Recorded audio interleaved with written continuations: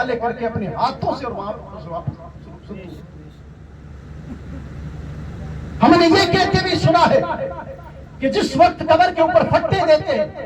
پٹی کے ٹکڑے دیے جاتے اگر تھوڑا سا سوراخ رہ جاتا ہے تو میرے عزیزوں اوپر سے آواز آتی یار یہاں پر دیکھو روشنی جاری ہے یہاں سے مٹی جا سکے ایک کام کرو کوئی گھاس پھوس لے کر آؤ یہاں دیا جائے. ارے یار ایک کام کرو گلی مٹی کی جائے اور یہاں دی جائے تاکہ اندر کسی طرح کوئی سوراخ نہ رہے کسی طرح کا کوئی روشنی کی جگہ نہ رہے کوئی مٹی اندر نہ جائے. عزیزوں کالا کالی گھٹا ٹوپ تاریخی دنیا انسانیت کا واحد گھر ہے پوری دنیا کا ایسا واحد گھر ہے قبر جس کے تعلق سے کہتے ہیں کہ جس کی رات تو اندھیری ہے اس کا دن بھی اندھیرا ہے. دن میں کبھی اندھیرا دیکھا نہیں باپ آج تک ایسا نہیں ہے کہ دن میں اندھیرا ہو ہاں رات کو اندھیرا ہوتا ہے. قبر ایک ایسا واحد گھر ہے جس کی رات تو تاریخ ہے اس کا دن بھی تاریخ ہے. روانہ ہوتے ہیں 40 قدم بار ہم دعا کرتے ہیں 2 فرشتے آتے ہیں جھنجھلا کر کھڑا کرتے ہیں اب بتا دنیا کے خوب مزے کیے خوب بٹر گشتی کی اذانیں ہوتی تھی تو بھاگتا ہوا نظر آتا تھا کبھی کھیتی کھلیان میں دوڑتا ہوا نظر آتا تھا کبھی کسی طرح دارو کے اڈے پر گھومتا ہوا نظر آتا تھا کبھی کسی کو گالیاں دیتا ہوا نظر آتا تھا. اللہ اکبر کبیرہ کس کس انداز میں تو جاتا ہوا نظر آتا. آپ بتا تیرا رب کون ہے تیرا دین کیا ہے. حضور پاک صلی اللہ علیہ وسلم مصطفیٰ جان رحمت ہر ایک مومن کی قبر میں تشریف لائیں گے پوچھیں گے دنیا میں ان کے بارے میں کیا کہتا تھا کس نام سے جانتا تھا کس نام سے پہچانتا تھا. عزیزوں اگر عاشق رسول ہوگا اگر دیوانہ رسول ہوگا اگر مستانہ رسول ہوگا اگر پروانہ رسول ہوگا اگر غلام مصطفیٰ ہوگا اگر غلام نبی ہوگا اگر ہمارے سادی صاحب قبلہ جیسے حضور کی نعتیں سنی ہوگی الحمدللہ ہمارے علماء سے مصطفیٰ کی باتیں سنی ہوگی اگر سادات کرام سے پاس میں بیٹھے ہوں گے حضور کی آل کے پاس میں بیٹھے ہوں گے وارثان علوم نبویہ کے پاس بیٹھے ہوں گے تو بے ساختہ پکار اٹھیں گے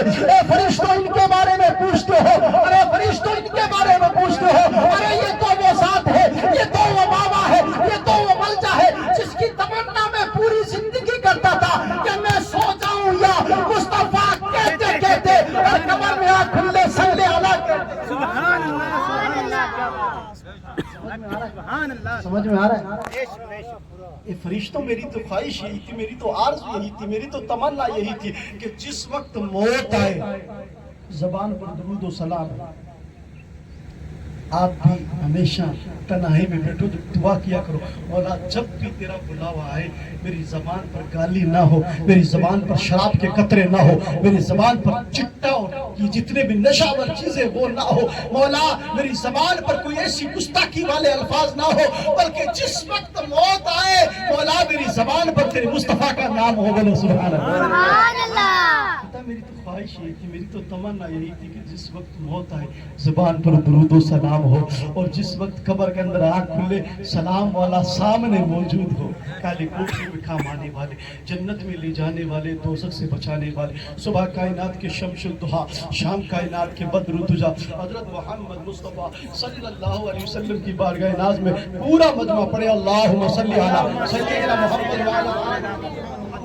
وبارک وسلم الصلاۃ والسلام علیک یا رسول اللہ صلی اللہ تعالی علی محمد صلی اللہ تعالی علیہ وسلم. یا خدا بہرے جناب مصطفیٰ امداد کن یا رسول اللہ از بہرے خدا امداد کن یا شہید کربلا یا دافع کرب و بلا گل رخا شہزادہ گل گو قبا امداد کن. غوث اعظم با من بے سر و ساما مدد قبلہ دی مدد کعبہ ایما مدد مگر دابے بلا افتاد کشتی ضعیفہ نے شکستہ رات کشتی بحق خواجہ عثمان ہارونی مدد کن یا غریب نواز معین الدین چشتی کی محمد سے وفا تونے تو ہم تیرے ہیں یہ جہاں کیا چیز لوہ قلم سب تیرے ہیں. مٹا دے اپنی ہستی کو اگر کچھ مرتبہ چاہے کہ دانا خاک میں مل کر گلے گلزار ہوتا ہے. عزیزوں موت پر حق ہے میرے عزیزوں سب کو معلوم ہے کوئی بھی ایسا انسان نہیں ہے جو باشعور ہو با عقل والا ہو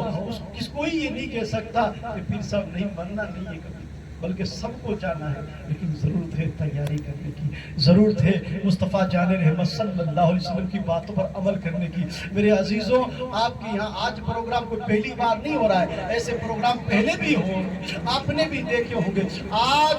ہم لوگ اگر در در کی ٹھوکریں کھاتے ہوئے نظر آ رہے ہیں، ہمارے اوپر مصائب و آلام کے پہاڑ توڑے جا رہے ہیں، اگر ہمیں کہیں پریشان کیا جا رہا ہے تو عزیزوں کسی کی غلطی نہیں ہے، کسی سے گلا شکوہ نہیں ہے۔ انسان رہتے تھے اس دنیا کے اندر، ہم تو ہندوستان میں بہت سارے کلمہ پڑھنے والے ہیں، تو بہت سارے کلمہ پڑھنے والے، یار میں کیسے تسلیم کر لوں آپ کی بات کو،